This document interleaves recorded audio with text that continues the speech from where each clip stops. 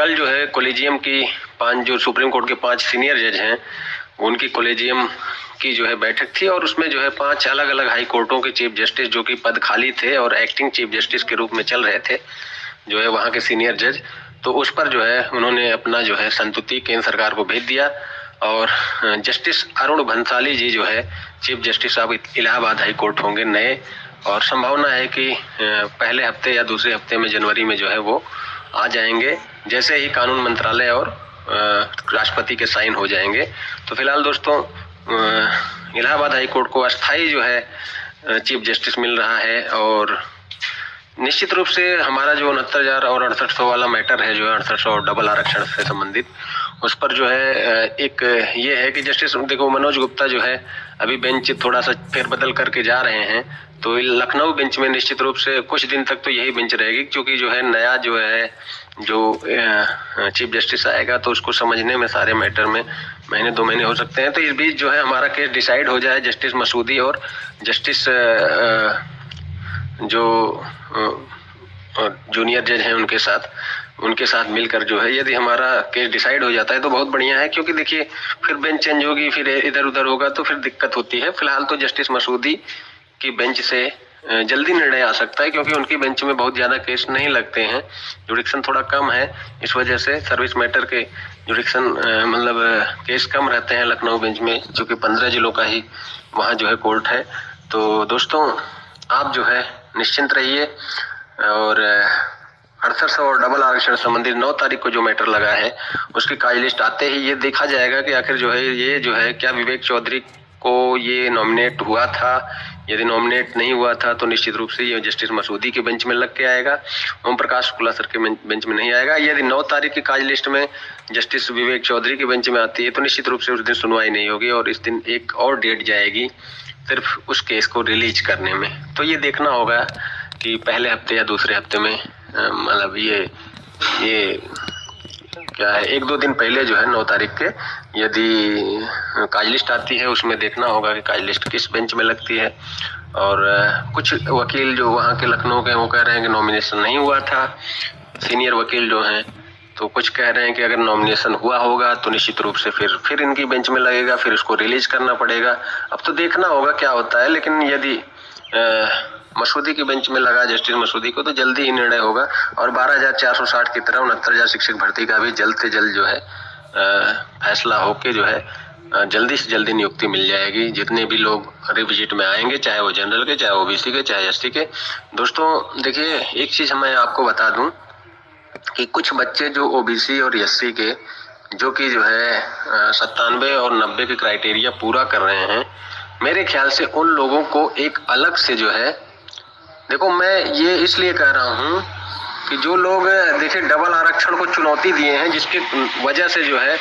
जो ओबीसी एक बुद्धिजीवी वर्ग जो ब्रिलियंट वर्ग था जो है, जो कि 90 टेट में पाया और 90 के ऊपर और 97 सुपर टेट में पाया, वो लोग जो है सिर्फ और सिर्फ 90 कट ऑफ की वजह से वो लोग बाहर हो गए। अन्यथा की स्थिति में जो है वो जो ओवरलैप हुआ है उसकी वजह से यदि उनको भी फायदा होता, यदि जो 90 और 97 वाले हैं, गलत ओवरलैपिंग से, मेरा ये कतई वो नहीं है, कुछ लोग सोचेंगे कि विनय पांडे जी ओबीसी में फूट डाल रहे हैं, ऐसा कुछ नहीं है, लेकिन मैं ये कह रहा हूं जो 90 और 97 के लोग हैं वो संगठित होकर, दोस्तों वो संगठित हो जाएं, वो जो है अपनी एक अलग याचिका जो है इस डबल आरक्षण को चुनौती देने के लिए कर लें, क्योंकि ऐसा हो भी सकता है कि जो है कि जो लोग डबल आरक्षण को चुनौती दिए हैं सिर्फ उन्हीं को याची रिलीफ के रूप में मिल जाए, ऐसा भी होता है दोस्तों। तो 90 जो टेट में है और 97 सुपर टेट में हैं, जो ओबीसी या अन्य वर्ग के हैं, वो लोग एक संगठित होकर डबल आरक्षण को चुनौती दे सकते हैं, ऐसा हो सकता है दोस्तों, इसमें कोई कहा नहीं जा सकता। अन्यथा की स्थिति में यदि चूंकि डबल आरक्षण को ही वो किया गया है और डबल आरक्षण पे सरकार भी काउंटर लगा चुकी है, टेट और सुपर टेट दोनों पे, उस परिस्थिति में देखिए जो लोग हो चुके हैं उनको तो बाहर नहीं किया जाएगा, लेकिन जो टेट और सुपर टेट पे चैलेंज किए हैं उनको नौकरी के रूप में मिल सकता है, जो भी 800-1000 होंगे, बाकी और किसी को मिलेगा कि नहीं मिलेगा। देखिए, जिसमें मेरिट होता है ऐसा नहीं कि सभी को मिल जाएगा या किसको नहीं मिलेगा, ये तो कोर्ट का विषय है, हो सकता है सबको दे दे या तो नहीं दे। लेकिन मेरिट में अगर देखा जाए तो डबल आरक्षण को चुनौती देने वाले याचिकाकर्ताओं का ही लोकस है, बाकी जो है अन्य उनका जो है नहीं है। सरकार देखिए जो है एमआरसी जो सब लोग कह रहे हैं, एमआरसी वो सरकार ने सिंगल बेंच में ये माना था कि हमारा ये जो है विसंगतियां जो हुई हैं हॉरिजॉन्टल और वर्टिकल में हुई हैं, जबकि सिंगल बेंच ने हॉरिजॉन्टल वर्टिकल का ये सब खारिज कर दिया था। तो इसलिए जो है देखो, कुछ लोग हमको कहेंगे कि विनय पांडे जी जो है ओबीसी में फूट डाल रहे हैं मित्रों, लेकिन ये ओबीसी में फूट डालने वाली बात नहीं है। जो 90 और 97 टेट में 90 और सुपर टेट में 97 हैं, उनके लिए थोड़ा सा सोचने का वो है, और कुछ अपने सीनियर्स वकीलों से पूछ भी लें वो कि क्या इस तरह का भी बन सकता है। जो मेरा विवेक कहता है कि ऐसा बन भी सकता है दोस्तों।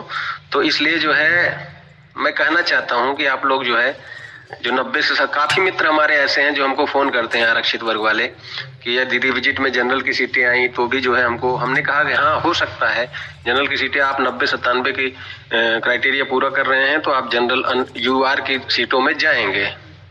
लेकिन जो है इस तरह की अगर याची रिलीफ वाली बात हुई कि जो लोग डबल आरक्षण को चैलेंज किए हैं उन्हीं लोगों को मिले, तो उस परिस्थिति में दोस्तों उन अभ्यर्थियों का नुकसान हो जाएगा, क्योंकि डबल आरक्षण सिर्फ जनरल और जनरल के बच्चे ही चैलेंज किए हैं। तो निश्चित रूप से देखिए अपना एक जो है वो करिए कि एक आप सलाह तो ले सकते हैं, हमारी बात ना मानिए, लेकिन जो है क्या वो काउंटर जो आया है सरकार का, उस काउंटर के हिसाब से आप टेट और सुपर टेट दोनों में यदि सरकार और जनरल के बच्चे दोनों फ्रंट फुट पर आकर अगर बैटिंग करेंगे तो निश्चित रूप से, क्योंकि सरकार इस समय पूरी तरह जो है जनरल के फेवर में आ चुकी है, इसमें मतलब यूआर के फेवर में आ चुकी है। यूआर के फेवर में क्या, वो सुप्रीम कोर्ट का जो आदेश है उस हिसाब से वो भी चाह रही है कि अगर उस तरह से हो गया तो जो है फिर से हमको रिविजिट करना पड़ेगा, इससे बढ़िया एक ही बार में फैसला हो जाए दोनों में।